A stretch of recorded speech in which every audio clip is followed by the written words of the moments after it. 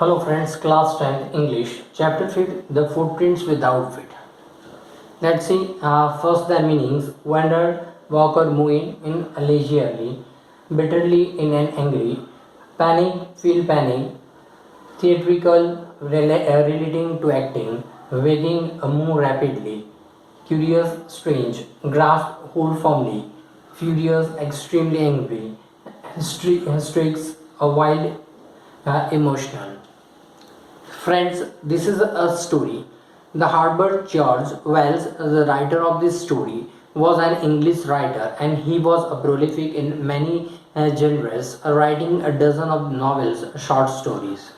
Also, the work of official commentary as satire, biography, and autobiography, and even two books on recreational war games. He also is now best remembered for the science fiction novels. Late me start. तो ये जो हमारी जो story है footprint without fit की जो story, तो इसमें ये स्टोरी में एक ग्रिफन साइंटिस्ट है. The story is about the scientist name Griffin and he had been a discovering way which could make a man invisible and finally swallow a certain rare drugs and then he become invisible man. तो वो drugs खा लेते हैं और उसके बाद उनका body transparent हो जाता है, दैट मीन इनविजिबल हो जाता है, क्योंकि वो लॉन्ग टाइम से ऐसे इन्वेंशन कर रहे हैं and then finally he swallow this type drugs. And let me start this story thorough.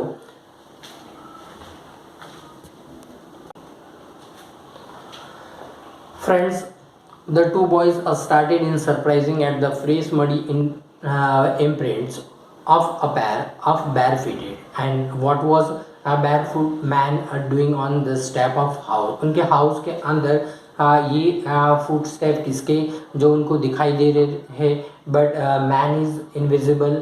So in the middle of London and where was the man as they gazed and remarkable sight met their eyes.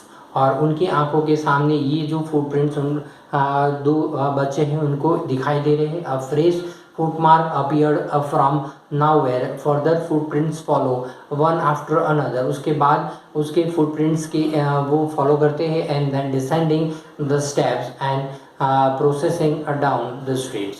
और जैसे ही वो उसकी street ख़त्म होती है तब उसके जो फुट स्टैब्स है जो मडी थे वो आफ्टर सम टाइम्स वो दिखने बंद हो जाते हैं and the boy follow the fascinated until the muddy impression become a फेंटर and फेंटर. और ये उनकी जो जब ग्रिफन के मडी लेक थे इसलिए उसकी जो फुटप्रिंट्स स्ट्रीट में आगे हो रही थी और then after it fainted and fainted. उसके आगे जाते जाते वो इमेज टोटली फेंट हो जाती है एंड लास्ट में डिसअपियर हो जाती है.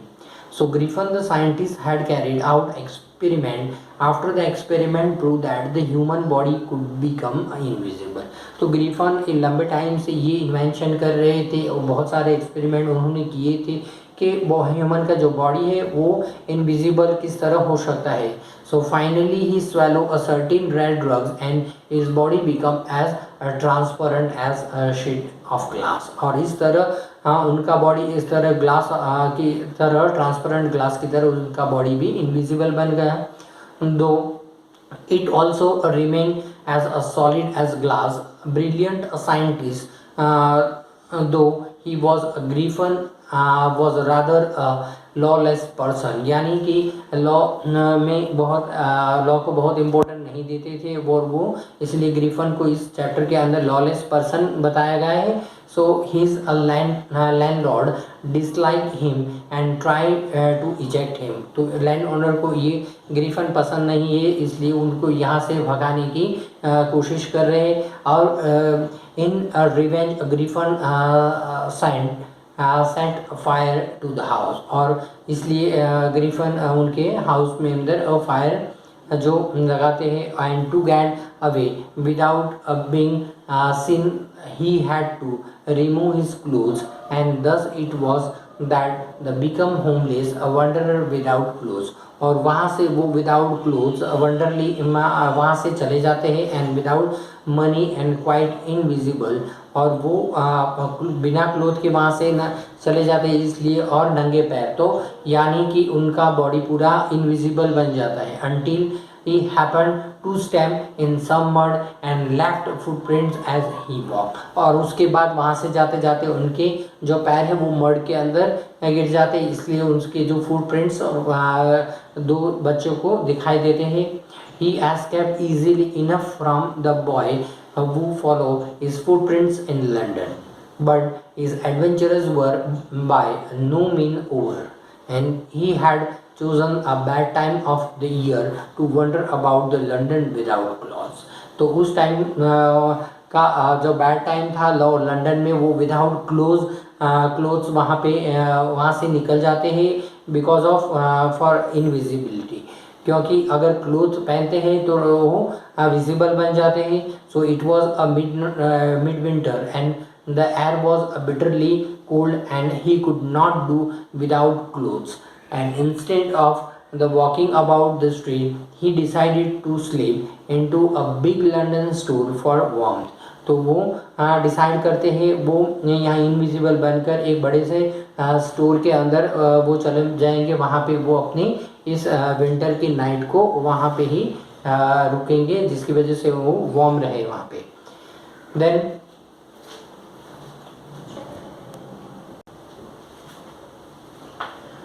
now closing time arrived, and as soon as the door was shut, Griffin was able to give himself the pleasure of clothing and feeding himself without regard to expenses. तो यहाँ पे जब Griffin उस store के अंदर enter हो जाते हैं और उसके बाद वो स्टोर बंद होने वाला होता है. सो यहाँ पे वो अपने वहाँ से स्टोर के अंदर से वो कपड़े भी ले लेते और वहाँ पे खाना भी खा लेते रेस्टोरेंट में वहाँ पे. So he brokes open the box and wrapper and fitted himself out with the warm clothes, और वहाँ पे बहुत सारे जो बॉक्स रखे थे उसमें से अब उसको जिस तरह फिट हो इस तरह वो वार्म क्लोथ्स उसमें से निकाल लेते हैं. And soon with the shoes and overcoat and wide brim hat he became a fully dressed and visible person, और फाइनली वो पहनने के बाद वो विजिबल पर्सन बन जाते हैं. So in the kitchen of the restaurant the found the cold meat and coffee, तो वहाँ से वो उसके जो स्टोर के जो रेस्टोरेंट है वहाँ जाके वो कॉफ़ी और कोल्ड कॉफ़ी और मीट वहाँ से खा लेते हैं. And follow up the meal with the sweets and wine taken from the grocery store, और स्वीट्स और वाइन पीकर वो ग्रोसरी शॉप में ही वहाँ पे लेट जाते हैं. So finally he settle down to sleep on a pile of quilts. If only a Griffin had manage to wake up in a good time all might have been well. So as it was he did not wake up until the assistants were already arriving next morning when he saw a couple of them. तो finally जो दूसरे दिन morning में जो उसके assistants होती है store के जो असिस्टेंट वो अराइव हो जाती है, तभी मिस्टर ग्रिफिन की आंखें खुलती है. And when he Shaw the couple of them, और उनको ये विजिबल ग्रिफिन विजिबल मैन दिखाई देते हैं. So he panic and began to run, और इसकी वजह से ग्रिफिन पैनिक हो जाते हैं, वहाँ से वो इस स्टोर से वो फाइनली भाग जाते हैं. The naturally give chase in the end and he was able to escape only by quickly taking off the new found the clothes, और वहाँ से वो जाते टाइम अपने क्लोथ निकाल देते हैं जिसकी वजह से वो इनविजिबल बन जाए. So once more he found himself invisible but naked in the chill January air. तो उस टाइम पे जनवरी का टाइम था जो बहुत चिल्ड का सीज़न है. So this time he decided to try to stock off the theoretical company in the hope of the finding not only a clothes but also something that would hide the empty space above his shoulders.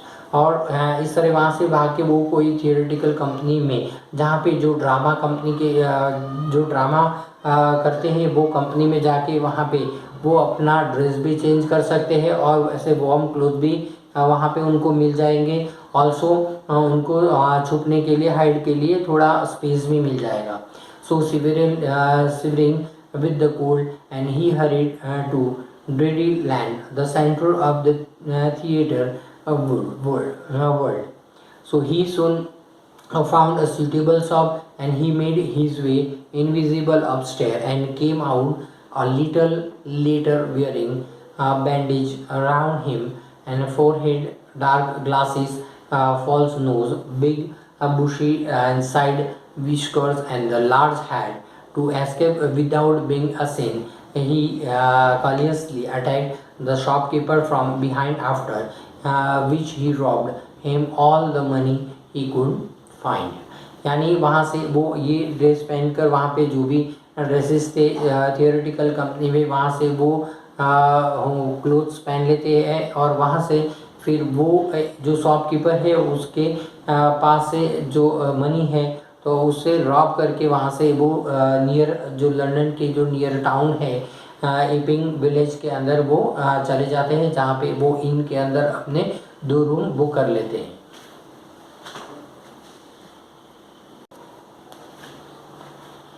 Then eager to away from the crowd London, he took the train to the village of Epping, where he booked 2 rooms at a local inn.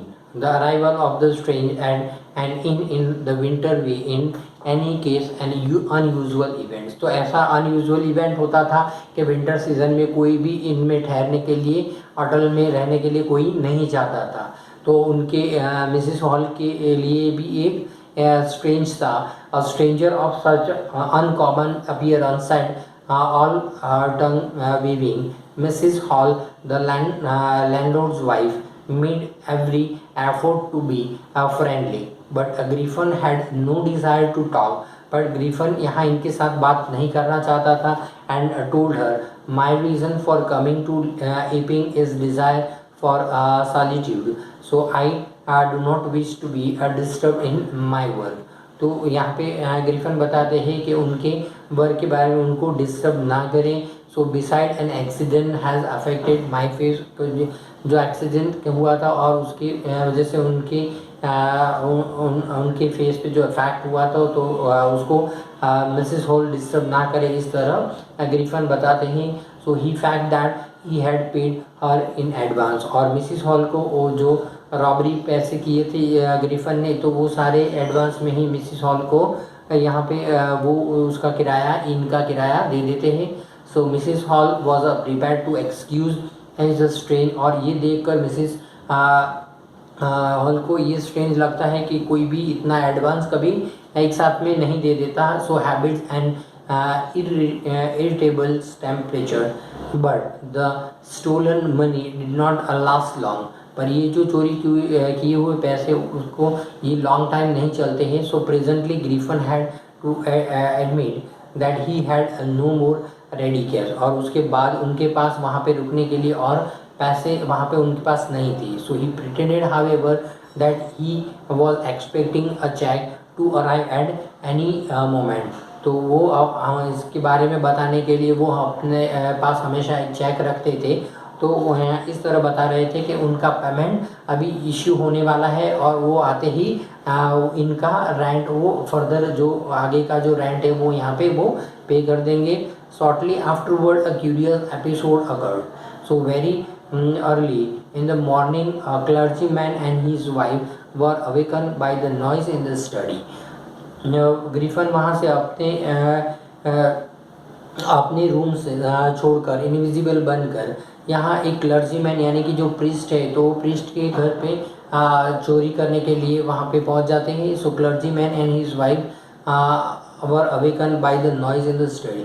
तो वहाँ पे जो study table था वहाँ पे उनकी आवाज़ आती है, तो क्लर्जीमैन और उसकी जो वाइफ है वो जग जाते हैं। So creeping down stair and they heard the chink of money being taken from the clergy's desk। तो क्लर्जी की यानी कि प्रीस्ट के जो वो टेबल के डेस्क में से किसी ने पैसे मनी चुरा लिए हो, इस तरह उनको लगता है क्लर्जीमैन नीचे आते हैं और देखते हैं तो डैश में से पैसे गायब थे. So without making any noise with the poker grasp firmly in his hand. तो यानी the clergyman flung open the door suddenly. Poker यानी कि जो विंटर की सीज़न में जो वो लोग फायर के अंदर लकड़ियाँ ठीक करने के लिए जो इंस्ट्रूमेंट का यूज़ करते हैं उसको बोलते हैं poker. So then, to his amazement, he realized that the room appeared to be empty, and he and his wife looked under the desk.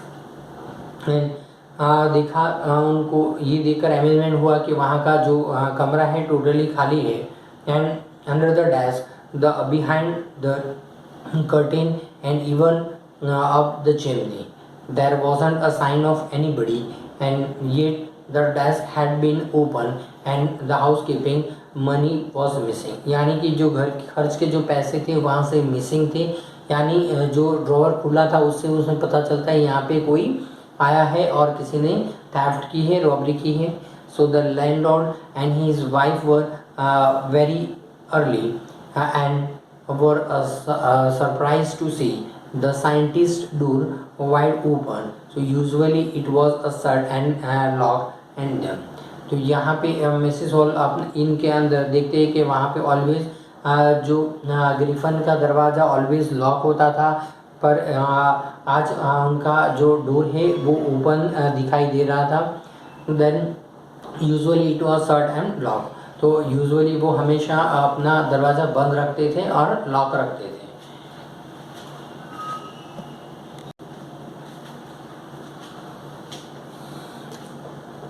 He was furious if anybody entered his room.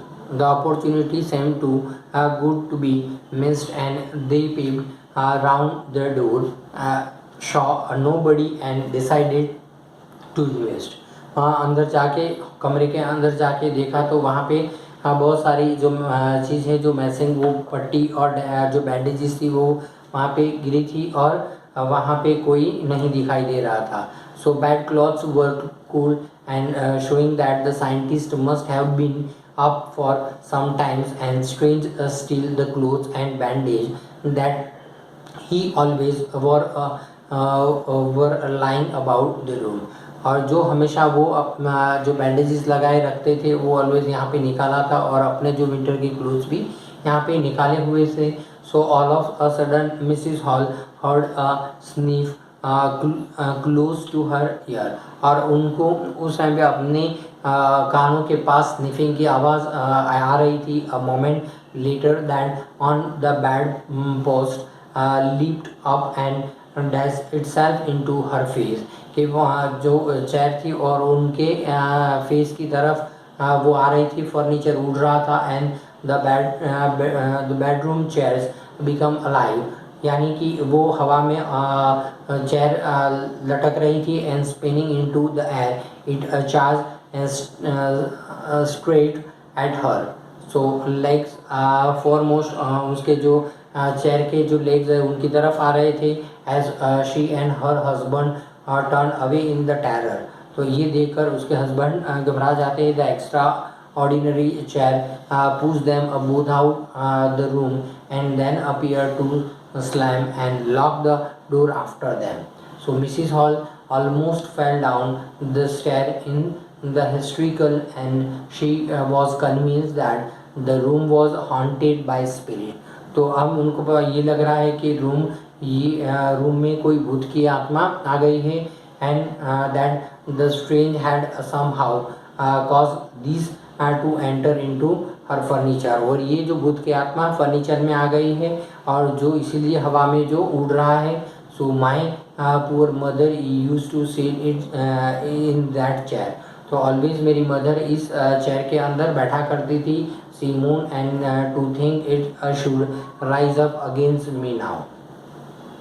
The feelings among the neighbour was that the trouble was caused by the witchcraft, but the witchcraft or not, when news of the burglary and the clergyman's home became known. और उस time पे पता चलता है clergy man के वहाँ पे robbery हुई है। The strange scientist was strongly suspected to having had hand it. तो उस टाइम पे जहाँ रॉबरी हुई तब ग्रीफन मिस्टर ग्रीफन यहाँ से गायब थे। So suspicion grew even stronger when he suddenly produced some ready cash। और उसके पहले जो मिस्टर ग्रिफिन बता रहे थे कि उनके पास अभी कैश नहीं है देने के लिए रेंट, और suddenly though he had admitted not long before that he had no money. और वो ऐसा बता रहे थे कि उनके पास कैश नहीं है, और वहाँ से फिर जैसे ही कैश आती है वो मिसेस हॉल को दे देते हैं। The village constable was secretly send for, और विलेज कांस्टेबल को वहाँ पे सीक्रेटली भेजा जाता है। So instead of waiting for the constable Mrs Hall went to the scientist and who had somehow mysterious appearance for the empty bedroom। और ये सारी चीज़ मिसिस हॉल उनके साथ हुए बैड एक्सपीरियंस को जो पुलिस कांस्टेबल के सामने वो शो करती है। So I want to know what you have been doing in my chairs upstairs, कि उनके साथ चेयर के थ्रू किस तरह हादसा हुआ उसके बारे में वो पुलिस कांस्टेबल को बताती है। She demanded and I want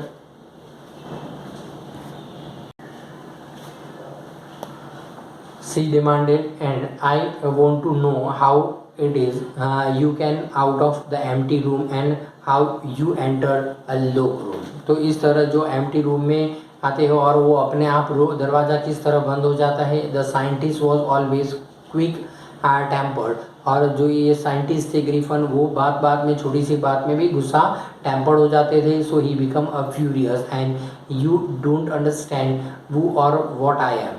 So he shouted, very well, I will show you। Suddenly he threw off bandages, whiskers and spectacles and even a nose।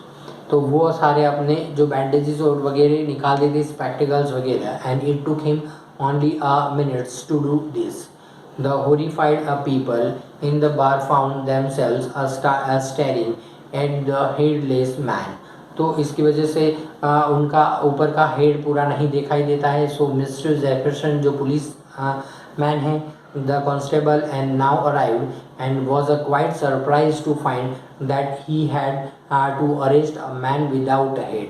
तो मिस्टर जेफरसन डिसाइड करते हैं कि ये जो without head जो man है उसको वो उनकी जो ड्यूटी है उसमें आता है, तो वो उसको पकड़ कर रहेंगे। But Jaffer was not easily prevent from doing his duty, क्योंकि वो अपनी ड्यूटी से भाग नहीं सकते थे। So if a magistrate warrant order a person arrest then the person had to be arrested with or without his head. चाहे वो हेड वाला हो या तो विदाउट हेड वाला, तो ऊपर से उसका जो ऑर्डर निकला है तो उसको पकड़ना ही पड़ेगा। There follow a remarkable scene as the policeman tried to get hold of man who was becoming more and more invisible as he threw one by one garment। तो एक के बाद वो अपने गारमेंट उतार देते हैं जिसकी वजह से वो ज़्यादा से ज़्यादा इनविजिबल बन जाते हैं। Finally he a shot flew into the air and then the constable found himself struggling with someone he could not see at all।